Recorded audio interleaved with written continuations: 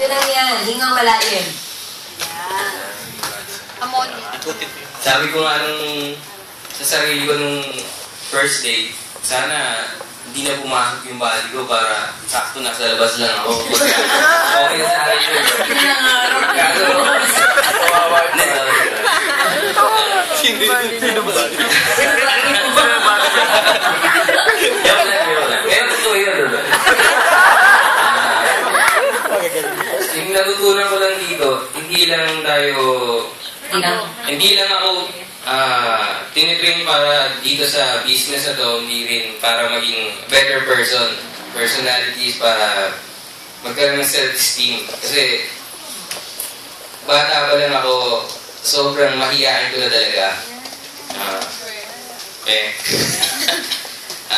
Yung mga natutunan ko dito, yung pagtakbo kagabi, kung minsan, di ba nga, nakakalimutan natin i-enjoy yung ginagawa natin.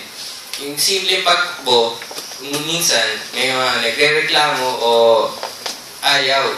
Parang dun pa lang, nakakalimutan na natin na kung bakit tayo nandito para i-enjoy. Kumbaga, participate para mabot natin yung goal natin.